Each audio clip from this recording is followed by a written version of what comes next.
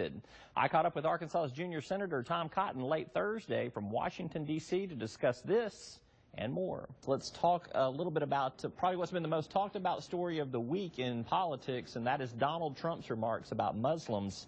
He has proposed a total and complete shutdown of Muslims entering the United States. Do you agree with that position? No, Roby, I disagree with that proposal. I think it would be counterproductive. I think on the one hand, it's important that we recognize that we do face a war against radical Islamic terrorism. That's a very small percentage of Muslims worldwide, but that's a very large number of Muslims because there are 1.5 billion worldwide. But on the other hand, I think it's also important that we recognize that while we might win this war in the short term on a military front or an intelligence front if the president changes his course, in the long term, this is an ideological fight that can only be won by the help of moderate Muslims all around the world in countries that are already allied with us and trying to help us win this fight, like the United Arab Emirates and Jordan and so forth. Well, there is a lot of fear about the fear of the unknown, and people that do not know Muslims or the Islam religion do have a fear that anyone could come to the United States and commit some of the acts of terror that we saw in San Bernardino. What would be your approach to a proper way to screen entrance to the United States in terms to perhaps protect from those types of terrorist attacks?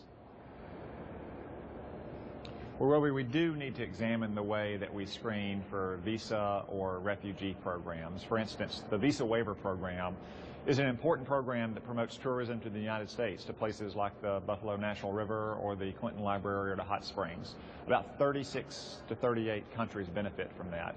But we need to have a system in place that ensures that people, for instance, who have traveled to Iraq or to Syria in recent times, or perhaps who come from some of the most violent neighborhoods in Europe, have to get some kind of screening before they have visa-free travel to the United States.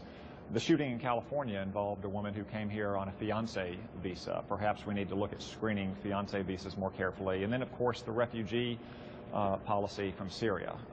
Director of the FBI, Jim Comey, has said background checks are only good as the databases against which you check, and unfortunately, Syria is a war zone, and it's very hard to conduct those kind of background checks. So we have to be very clear-eyed and hard-nosed about the kind of security screening we can do, because even if we want to let some people in to this country who are victims of war, if we can't guarantee that they're not terrorist sleeper agents, then we probably need to make a different decision.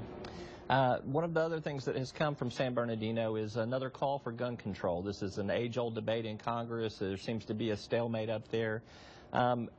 I don't think this would have remedied the situation in any way, but it has been talked about to not let someone own a gun or buy a gun that is on the no-fly list. Does that carry any weight with you? Should people on the no-fly list not be allowed to buy a gun?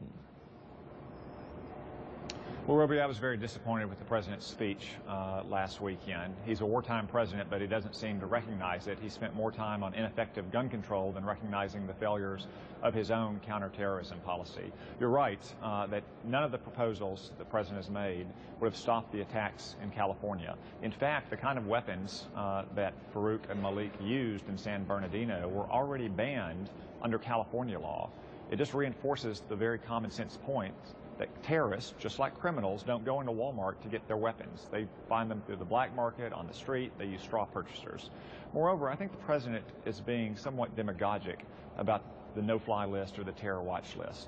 The FBI does, in fact, receive notification anytime someone on those lists does buy a gun and gets a background check. That goes to the FBI's counterterrorism division. It goes to the local FBI field office. And finally, I would just point out that those watch lists are notoriously inaccurate. In fact, the Department of Justice Inspector General announced in an audit just a few years ago that almost half of the names on that list are inaccurate. Senator Ted Kennedy, before he passed away, famously was struggling to fly on many occasions because there was a similar name on the no-fly list. Stephen Hayes, a well-known conservative journalist from Fox News and the Weekly Standard, likewise found himself on the no-fly list. So I think we should think carefully before we adopt ineffective gun control policies that would deprive Americans of their constitutional rights without notice, without a hearing, and without any real due process, particularly when they wouldn't stop these kind of terrorist atrocities to begin with. All right. You've also, too, you have advocated in the wake of San Bernardino to reinstate the metadata collection that was part of the national security code before that law lapsed, phone records, things like that that could help monitor terrorists or potential terrorists. You've been criticized for that by a conservative group, Freedom Works, who said this is Big Brother on steroids. I know you always love those types of comparisons. Are you not worried, though, in wake of what you just said about government invasion of privacy, that this could also lead to government invasion of privacy? Well, Roby, I don't think we should have moved away from the old telephone metadata system. Let's be clear what we're talking about here, because many folks were misled by those in Congress and opponents of a robust counterterrorism program when Edward Snowden leaked the details of this program. This is not the contents of a phone call. This isn't even personally identifiable information about a phone call. This is simply the numbers involved, the date and the time and the duration of the phone call. That's information that Americans already willfully give over to their telephone companies, but it's the proverbial haystack. It's what allows us to look for the needle in the haystack whenever we have tips about a terrorist plot or investigating the aftermath of a terrorist attack when there could be follow-on attacks. It just stands to reason that that will be a much slower and more cumbersome process if we're going through telephone companies with all the legal hurdles they may throw up than if the National Security Agency has that information. Moreover, the time period in which that information is being collected is now much shorter. Reports are coming out in the last 48 hours that suggest both Farouk and Malik have been plotting for years to undertake this kind of attack. It'd be much better if we had that information going back years so we could see the kind of contacts they were making 2, 3, 4 years ago to try to identify other potential sympathizers and supporters for terrorism. And we simply are not going to be able to do that under today's system. At least I haven't received the assurances that we will be able to do that. Let me shift gears and bring us to an issue here in Arkansas. It's actually got a little bit of regional appeal. It involves the Clean Line project. You and some of your other fellow senators and congressmen have expressed some concerns to the Department of Energy about that project, and property rights has been kind of the biggest issue in that respect. You met with the Department of Energy this week. Did you get any of your concerns addressed, and has anything changed your mind, and what might change your mind on that project? Roby, Secretary of Energy Ernie Moniz met with Senator Bozeman and me and all 4 congressmen from Arkansas. All 6 of us are deeply concerned about this project. We sent a letter to the department a couple months ago. They recently responded to us, but I have to say it was mostly generalities.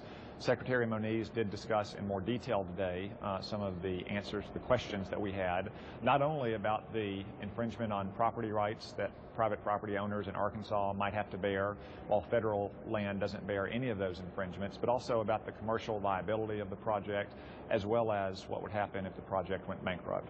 So Senator Bozeman and I have placed temporary objections on 2 nominees to the Department of Energy until we can get detailed answers to those questions. And until those answers are forthcoming, then we intend to continue to hold those nominees. Give me an answer to a question that would allow you to lift one of those nominations, or perhaps give you assurances that that project should be green-lighted. Well, so the fundamental question I have is why the Department of Energy in Washington, D.C. thinks that they will know better than the Arkansas Public Service Commission, which declined Clean Line's request to be a public utility 4 years ago without prejudice, which means that they could have reapplied to Arkansas.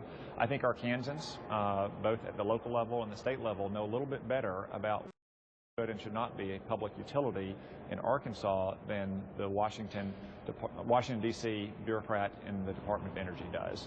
Until we can get fundamental answers to those kind of questions, I just don't think that we should move forward with letting our objection to the nominees go, or for that matter, Washington, D.C. using a power it's never used before and making this company a public utility in the state of Arkansas. That's Senator Tom Cotton. You can catch more of our interview online at Talk